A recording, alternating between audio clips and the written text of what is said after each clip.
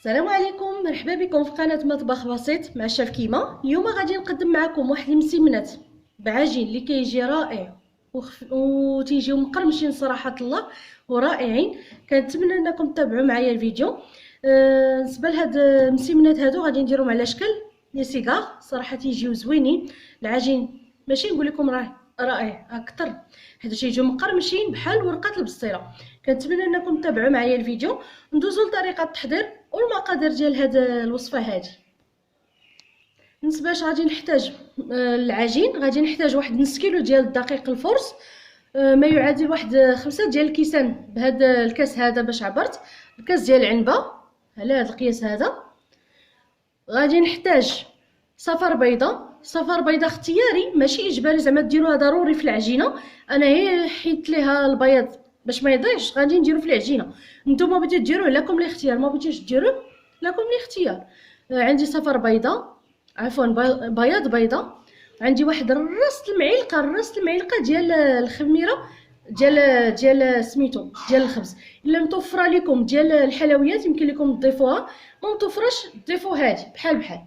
عندي واحد المعلقه صغيره ديال الملحه، عندي معلقه صغيره ديال سنيده، عندي واحد 2 معالق ديال الزيت نباتيه، ومعلقه ديال لا موطارد تخلي هاد العجين تيجي هشيش وبنين في نفس الوقت، تتبنن هاد العجينه. الا ما بغيتوش ديروها يمكن لكم الاستغناء عليها، ماشي مشكل. الاساسي في العجين هو الزيت وسنيده والملحه ورشيشه ديال الخميره. دابا ندوزو لطريقه التحضير. غادي نزيد هاد الكاس اللي عبرت به هنايا، غندير الملحه، غندير معلقه سنيده، غندير هاد القبيصه ديال الخميره. هاد الخميره الدور ديالها تفتي لنا شويه العجينه ما تجيناش قاصحه.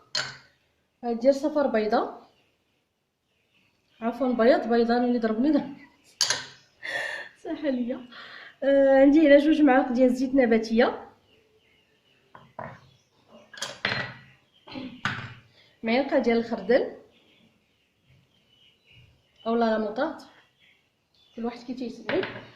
وغنحتاج الماء عادي غير من الروبيني، ماشي من زعما ماشي دافي، فقط هي الماء تاع الروبيني عادي.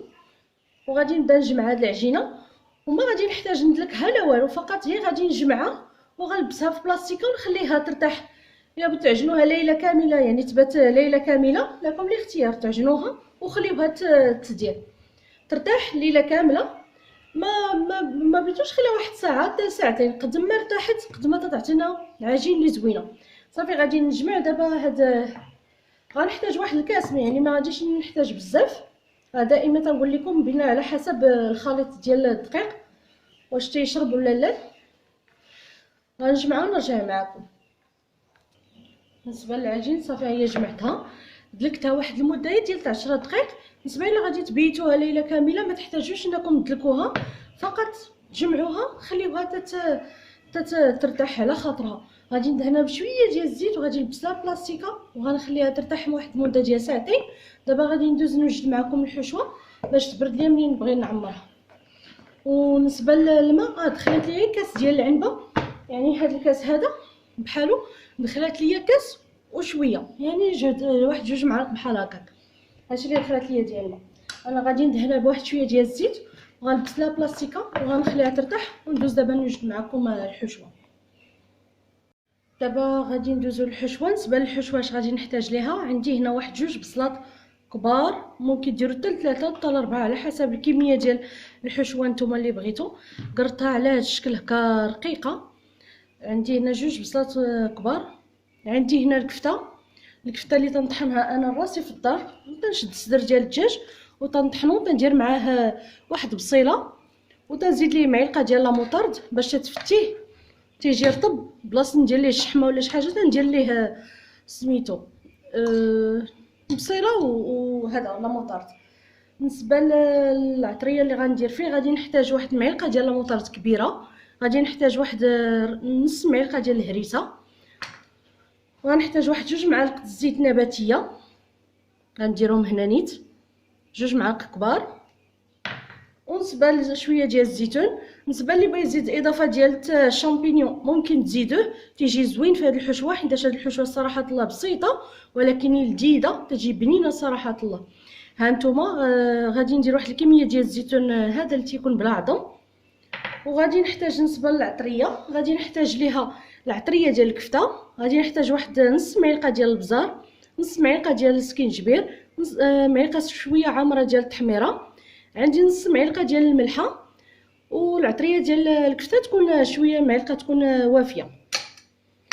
وغنحتاج هذا الفرماج هذا ديال المربعات، ممكن ديال الشاندويش هذا ممكن تبدلوه بلاصتو هو ديروا ديال الدهن، يعني داك المثلث ديروا حتى 5 6 تاع القطع زيدوهم في الحشوه.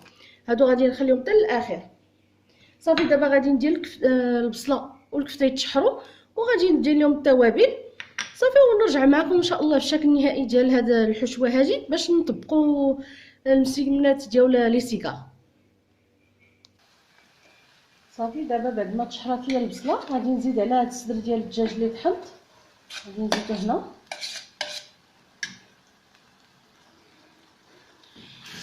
صافي غادي نديرها تشحر معاها مزيان.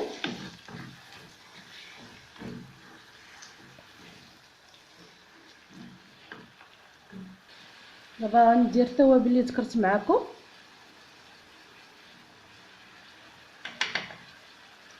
حاولوا الملحه ما تكثروهاش باش ما تجيناش مالح. دابا غادي نزيد الهريسه، والهريسه اختياريه ماشي ضروري زعما ديروها، ولا موطارد. لا موطارد صراحه تعطيها بنه زوينه مع العطريه ديال الكفته، تجي معها صراحه الله رائعه. كنتمنى انكم تجربوها بهذه الطريقه هكا، صراحه تجي بنينه. وغنزيد واحد شويه ديال الربيع نسيت ما ذكرتوش معكم.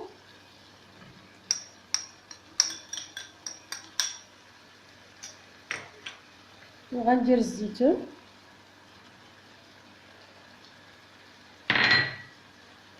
صافي دابا بعد ما خليتها تشحر شويه غادي نغطي عليها ونخليها تشحر مزيان، ما غادي ندير فيها لا ما لا والو حيتاش البصله دغيا طيب. الكفته كذلك انا فقط بنخليها تشحر باش تشرب ليا الكفته مزيان. ومن بعد غادي ندوز نزيد ليها هذا الفرماج هذا باش نديرو معاه هنايا.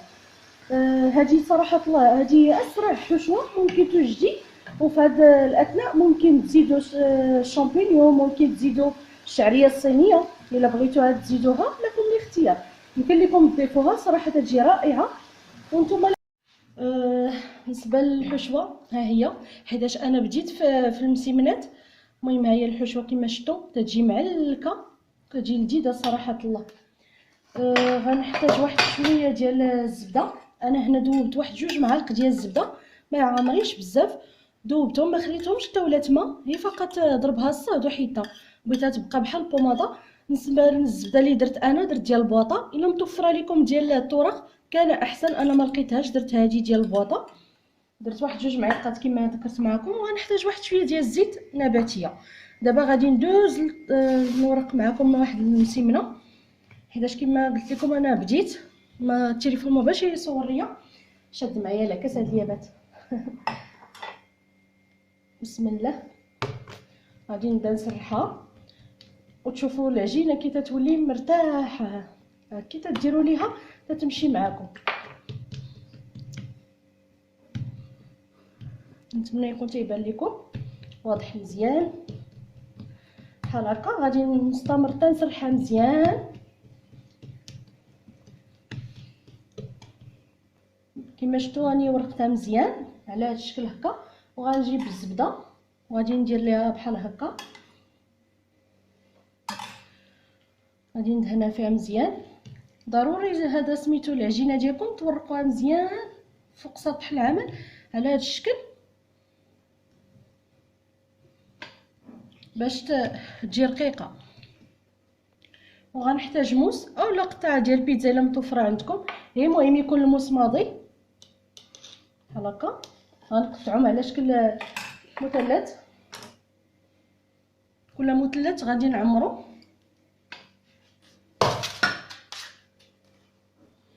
يعني ما تعمروش بزاف باش ما يطرطقوش لينا. على هذا الشكل هكا.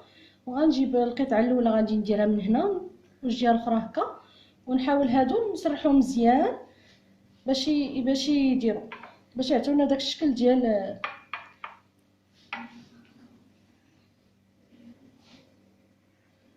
نسرحها على هذا الشكل هكا. صافي غادي نبدا نبرمها بحال شكل لي سيغار. هانتوما شوفوا العجينه مع مرتاحيه، حتى تعطي داك التنفيخه بزاف في هذا في العجين. غنعاود معكم وحده اخرى على هذا الشكل هكا. غنقص بحال هكا، جبدوا شويه الجوانب. صافي كنديروا لها بحال هذا الشكل هكا.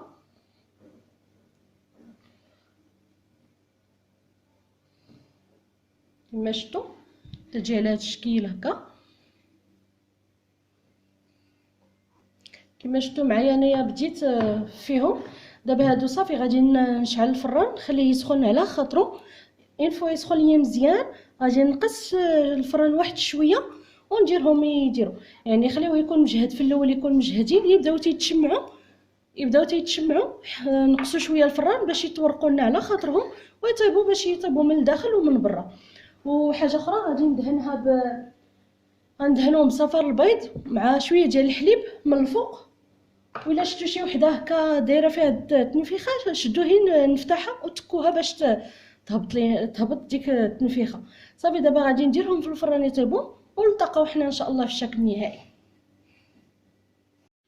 وهذا هو الشكل النهائي ديال المسمنات اللي شاركت معكم. شوفوا كي تيجيو رائعين. كنتمنى انكم تجربوهم، تيجيو مرقين مقرمشين، يعني زوينين صراحه الله. تنتمنى انكم تجربوهم وتجربوا خصوصا الحشوه تجي رائعه بزاف. تجي بنينه، ممكن تعمروا بها مخيمرات، ممكن تعمروا بها ميني شوندويش، صراحه تجي بنينه. تنتمنى انكم تجربوها وتردوا عليا في الكومونتير كيف جاتكم. دابا ما بقى ليا الا نقول لكم السلام عليكم والى اللقاء ان شاء الله ولا وصفه قادمه باذن الله. شكرا لكم على المتابعه والى اللقاء. لما تحرم شيئا قل يا ربي يا مغني، ينسيك لا تتذكر، سلام على من يشكر. لما تذل روحك قل يا ربي يا معز، فإذا بك تنهى وتأمر، كريم لما يأمر.